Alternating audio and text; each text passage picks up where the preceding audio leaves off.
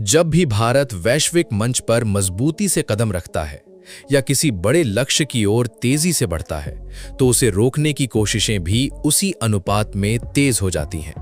आज हालात ऐसे बन चुके हैं कि सिर्फ पड़ोसी देशों तक ही नहीं, बल्कि दुनिया की बड़ी ताकतों तक को भारत की बढ़ती ताकत खटकने लगी है।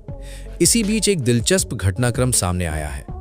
जापान, जो लंबे समय तक अपने सख्त रक्षा नियमों के लिए जाना जाता रहा है, अब भारत के साथ उन सीमाओं को तोड़ता हुआ नजर आ रहा है और एडवांस डिफेंस टेक्नोलॉजी साझा करने की दिशा में आगे बढ़ रहा है।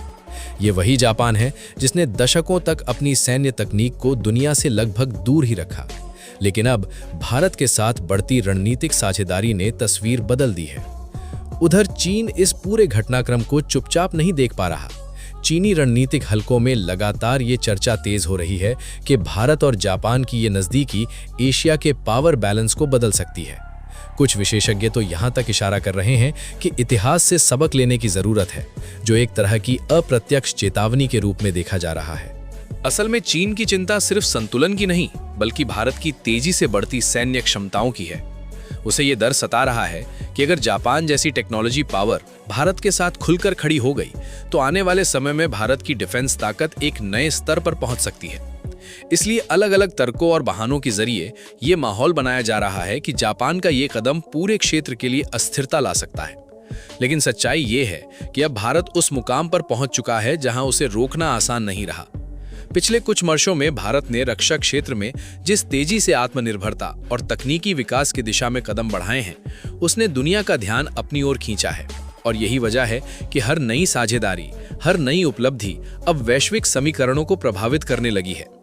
अब असली सवाल ये है कि ये बदलता हुआ परिदृश्य एशिया और दुनिया की ताकत के संतुलन को किस दिशा में लेकर जाएगा।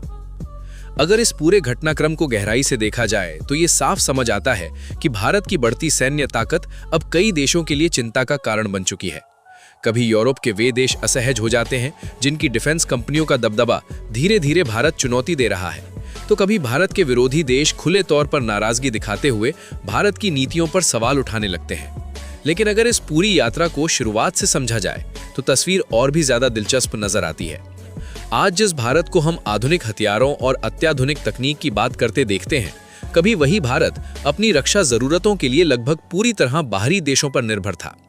आजादी के बाद के शुरुआती वर्षों में भारत ने बड़े स्तर पर सैन्य तकनीक हासिल करने के लिए सोवियत संघ की ओर रुख किया। 1960 और 70 के दशक में भारत को MiG-21 जैसे लड़ाकू विमान मिले, जिन्होंने उस समय भारतीय वायुसेना की ताकत को एक नई पहचान दी। इसके बाद 1971 का दौर आया, जब भारत पाक युद्ध के समय सोवियत समर्थन ने भारत को रणनीतिक बढ़त दिलाई। यहीं से दोनों देशों के रिश्ते और मजबूत हो गए और लंबे समय तक रक्षा सहयोग का यह सिलसिला चलता रहा। लेकिन समय के साथ भारत ने खुद को सिर्फ एक स्रोत तक सीमित नहीं रखा। 1990 के दशक के बाद जब वैश्विक राजनीति में बड़े बदलाव आए, भारत ने अपनी रणनीति में भी बदलाव किया और अलग अलग देशों के साथ साझेदारी बढ़ानी शुरू की। इजराइल से उन्नत निगरानी और ड्रोन तकनीक ली गई। फ्रांस के साथ मिलकर मिराज और बाद में राफेल जैसे आधुनिक लड़ाकू विमान शामिल किए गए। वहीं अमेरिका से अपाचे और चिनूक जैसे अत्याधुनिक हेलीकॉप्टरों ने भारत की क्षमताओं को और मजबूत किया। लेकिन असली बदलाव तब आया जब भारत ने सिर्फ आयात करने के बजाय खुद निर्माण पर जोर देना शुरू किया। 2000 के बाद भारत ने आत्मनिर्भरता की दिशा में बड़ा कदम बढ़ाया। DRDO ने अग्नि और पृथ्वी जैसी बैलिस्टिक मिसाइलों को विकसित किया, जिनकी मारक क्षमता आज हजारों किलोमीटर तक पहुंच चुकी है। वहीं रूस के साथ मिलकर तैयार की गई ब्रह्मोस मिसाइल अपनी तेज रफ्तार और सटीकता के कारण दुनिया की सबसे प्रभावशाली क्रूज मिसाइलों में शामिल हो चुकी है। यानी भारत की ये यात्रा सिर्फ खरीदार से निर्माता बनने की नहीं, बल्कि एक वैश्विक सैन्य शक्ति के रूप में उभरने की कहानी है, जो आज दुनिया के रणनीतिक समीकरणों को बदलने की क्षमता रखती है। अगर जमीनी ताकत की बात करें तो भारत अब सिर्फ खरीदने वाला देश नहीं रहा, बल्कि खुद मजबूत प्लेटफॉर्म तैयार करने लगा है। उदाहरण के तौर पर अर्जुन जैसे स्वदेशी मेन बैटल टैंक भारत की इंजीनियरिंग क्षमता को दिखाते हैं। वहीं रूस से मिले T-90 टैंकों को भी भारत ने अपने हिसाब से मॉडिफाई करके उनकी मारक क्षमता और ऑपरेशनल एफिशिएंसी को कई गुना बढ़ा दिया है। हवाई ताकत की ओर देखें तो तस्वीर और भी बदलती नजर आती है। HAL तेजस जैसे स्वदेशी लड़ाकू विमान अब भारतीय वायुसेना का हिस्सा बन चुके हैं, जो ये साबित करते हैं कि भारत अब डिजाइन से लेकर प्रोडक्शन तक खुद सक्षम हो रहा है। इसके साथ ही भविष्य को ध्यान में रखते हुए AMCA जैसे 5वीं पीढ़ी के फाइटर जेट प्रोजेक्ट पर भी तेजी से काम जारी है, जो आने वाले समय में गेम चेंजर साबित हो सकता है। नौसेना के क्षेत्र में भी भारत ने बड़ा मुकाम हासिल किया है। अब भारत उन चुनिंदा देशों में शामिल हो गया है जो खुद एयरक्राफ्ट कैरियर बना सकते हैं। INS विक्रांत इसका सबसे बड़ा उदाहरण है, जिसे पूरी तरह देश में तैयार किया गया। इसके अलावा समुद्री सुरक्षा को मजबूत करने के लिए भारत लगातार नई टेक्नोलॉजी और प्लेटफॉर्म विकसित कर रहा है। एयर डिफेंस की बात करें तो भारत अब मल्टी लेयर सुरक्षा प्रणाली की दिशा में तेजी से आगे बढ़ रहा है।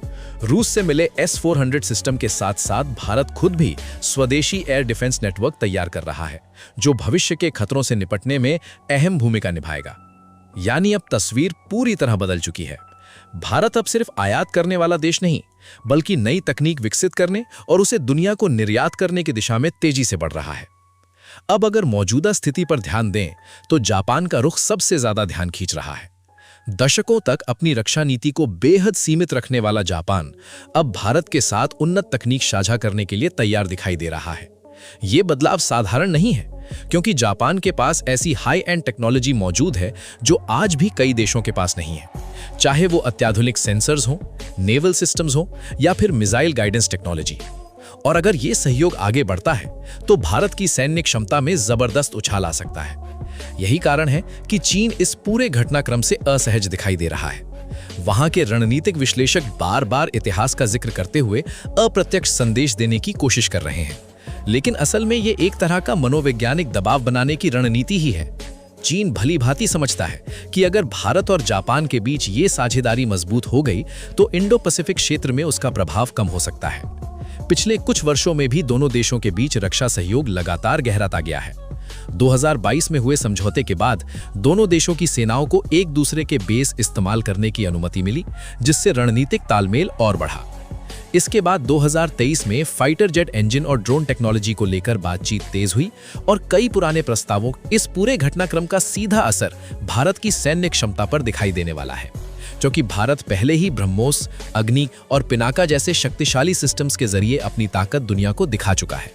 अब अगर इनमें जापान की हाई प्रिसिजन इलेक्ट्रॉनिक्स और एडवांस टारगेटिंग टेक्नोलॉजी जुड़ती है तो भारतीय हथियार पहले से कहीं ज्यादा सटीक, तेज और खतरनाक बन सकते हैं। खासतौर पर समुद्री क्षेत्र में स्टेल्थ टेक्नोलॉजी, मॉडर्न फ्रिगेट्स और उन्नत निगरानी सिस्टम्स के आने से हिंद महासागर में भारत की स्थिति और मजबूत हो जाएगी। लेकिन जैसे ही भारत ने इस दिशा में सकारात्मक संकेत दिए, चीन की तरफ से तुरंत प्रतिक्रिया देखने को मिली। चीन ने इतिहास का हवाला देते हुए भारत को अप्रत्यक्ष संदेश देने की कोशिश की, जिसमें पुराने संघर्षों की याद दिलाई गई। हालांकि हकीकत में ये बयान चेतावनी से ज्यादा एक रणनीतिक दबाव बनाने की कोशिश लगता है, क्योंकि चीन को ये अच्छी तरह समझ में आ रहा है कि अगर भारत और जापान की साझेदारी इसी तरह आगे बढ़ती रही तो इंडो पैसिफिक क्षेत्र में उसका प्रभाव धीरे धीरे कमजोर पड़ सकता है। इस बार भारत की स्थिति भी अलग है। ये केवल एक सामान्य रक्षा समझौता नहीं, बल्कि भविष्य की सैन्य ताकत को नई ऊंचाई देने वाला मौका है। जापान के पास ऐसी उन्नत तकनीक है, चाहे वो सटीक सेंसर हो, आधुनिक नेवल सिस्टम्स हो या हाई एंड इलेक्ट्रॉनिक्स हो, जो अभी भी दुनिया के चुनिंदा देशों के पास ही उपलब्ध है। ऐसे में भारत इस अवसर को नजरअंदाज नहीं करना चाहता। साथ ही भारत अब सिर्फ हथियार खरीदने तक सीमित नहीं रहना चाहता, बल्कि को प्रोडक्शन के जरिए खुद को एक मैन्युफैक्चरिंग पावर के रूप में स्थापित करना चाहता है। इस दिशा में जापान एक भरोसेमंद और तकनीकी रूप से मजबूत साझेदार बनकर उभर रहा है। इसलिए चाहे चीन कितनी भी कूटनीति क्या है, आप क्या सोचते हैं? क्या चीन इस सहयोग को रोक पाएगा या भारत और जापान मिलकर एक नई ताकत के रूप में उभरेंगे?